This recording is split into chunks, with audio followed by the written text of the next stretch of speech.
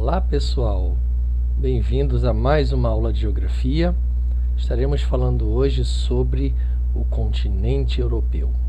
Apesar da Europa ser o menor continente do mundo, ela possui uma grande variedade de paisagens, uma diversidade sociocultural imensa, aumentando com a chegada de imigrantes ao continente. E por que o continente europeu tem atraído tantos imigrantes? Vamos falar inicialmente sobre os aspectos físicos e socioambientais da Europa, dando nessa parte ênfase nas características físicas, como clima, relevo, hidrografia.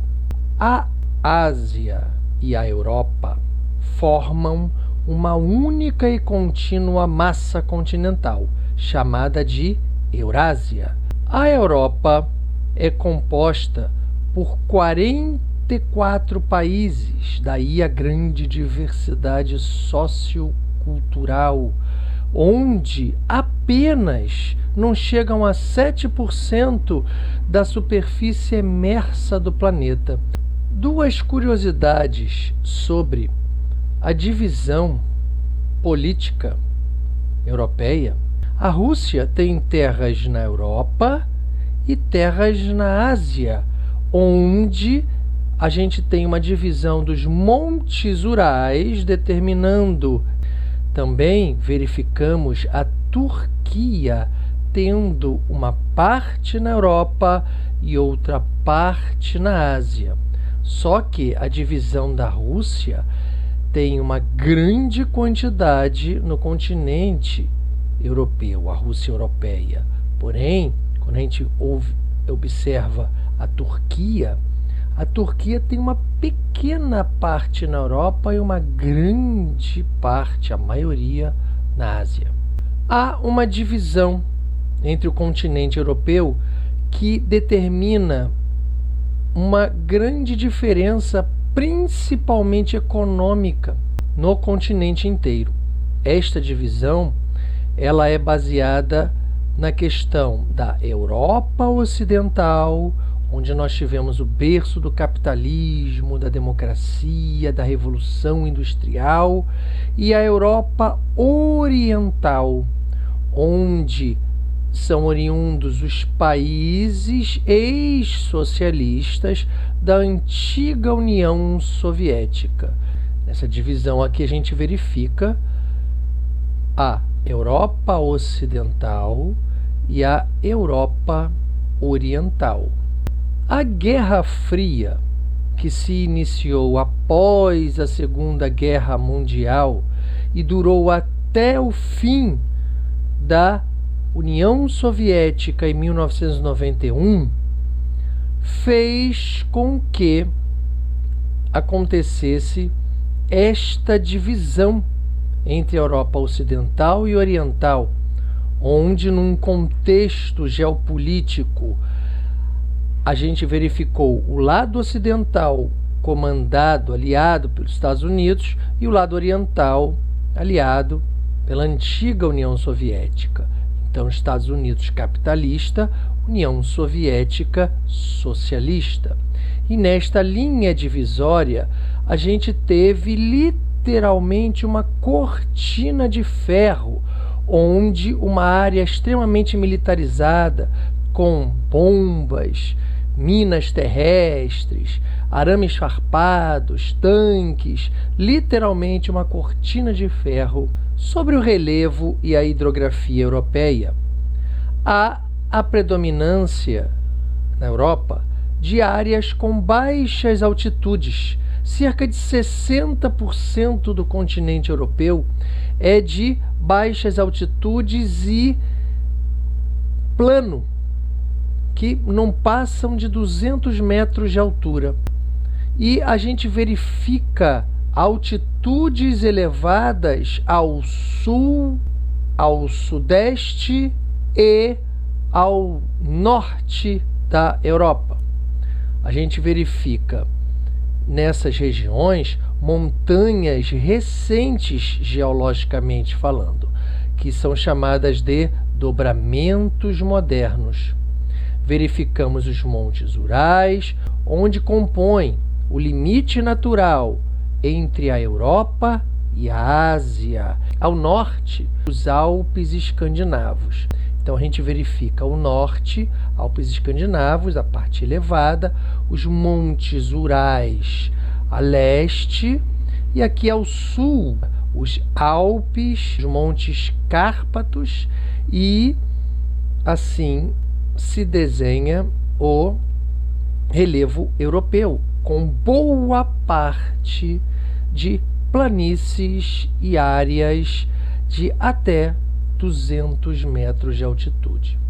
Com o avanço tecnológico do continente europeu, podemos verificar obras incríveis na questão dos transportes. Entre 1957 a 1965, foi construído um túnel do Monte Branco que liga as nações da França e da Itália, passando por dentro dos Alpes. E essa região dos Alpes, o sul da Europa, nós encontramos grandes rios importantes, os mais importantes da Europa, o rio Reno, o rio Ródano e o Danúbio. No Planalto Central russo, a gente verifica o rio Don. Lá na região dos Montes Urais, o rio com o nome dos montes, o rio Ural, o rio Volga, que é o mais extenso da Europa. Nesse gráfico dos rios mais extensos, o rio Volga é o maior, sendo seguido pelo Danúbio e, em terceiro lugar, o rio Ural. Nos trechos montanhosos e planálticos, há a geração de energia hidrelétrica, onde a Noruega concentra boa parte da sua produção, em 96%. A Noruega, ela é seguida pela produção de energia hidrelétrica pelos russos. Porém, os russos possuem uma geração de eletricidade muito mais centrada em termoelétricas e termonucleares, sendo o terceiro maior produtor mundial de energia nuclear. Em segundo lugar, na geração de energia nuclear, encontramos a França e 78% da sua eletricidade é constituída por termonucleares. Na questão de energia alternativa, verificamos a Alemanha comandando um processo ligado à defesa do meio ambiente. E, na prática, a Alemanha está tendo altíssimos investimentos em grandes parques eólicos, pois as planícies do centro do continente europeu facilitam a entrada de intensidades de ventos, e a Alemanha está promovendo uma geração de energia limpa. Na relação clima-vegetação, encontramos aqui inicialmente nesse mapa os tipos de vegetações que estão na Europa. A gente verifica o clima temperado continental, que pega nessa área verde, o temperado oceânico, que pega um verde mais musgo. A gente verifica o clima mediterrâneo, essa parte aqui mais rosa, sobre influência dos ventos trazidos do deserto do Saara. A gente verifica também nas áreas marrons, clima de montanha, as áreas mais elevadas, um clima mais frio. O clima polar, o mais frio de todos, a gente encontra lá no norte da Europa. e o clima semiárido nas regiões em amarelo. No sul do continente, verificamos invernos chuvosos e verões quentes e secos. Isso é caracterizado através das massas de ar vindas do deserto do Saara, caracterizando um clima chamado de Mediterrâneo. Observando agora o mapa dos tipos de vegetação original, porque grande parte da vegetação europeia foi devastada pela ocupação, intensa urbanização e industrialização do continente. Então a gente verifica aqui a vegetação de montanha, as partes marrons, vegetação que ocupa as partes mais elevadas, vegetação de tundra, verificando aqui o clima polar, né? Região bastante fria. A floresta de coníferas, a gente verifica aqui nesta área verde. Floresta temperada, a gente verifica aqui nesta região, um verde mais para musgo. E vegetação mediterrânea nas partes rosas e a vegetação de estepes nessa parte amarela. Sobre a floresta temperada, a gente verifica aqui tipo nesta foto e a maior devastação nesse tipo de floresta pelo fator do continente ter sido extremamente urbanizado e industrializado.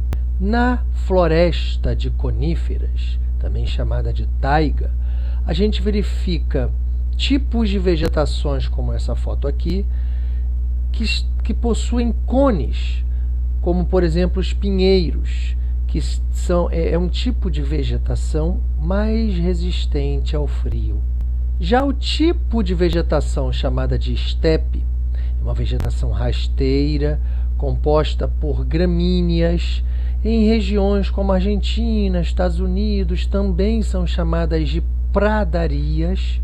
A gente verifica esse tipo de vegetação, como essa foto. A vegetação de tundra, verificamos musgos e líquens apenas num breve período de degelo na região polar, onde a gente verifica uma tímida vegetação, que essa região toda volta a se congelar novamente. E na vegetação mediterrânea, a gente encontra espécies arbustivas e arbóreas mescladas, como a gente verifica aqui nesta foto, que também foram intensamente devastadas pela expansão urbano-industrial europeia. Até a próxima aula, pessoal. Fiquem com Deus. Tchau, tchau.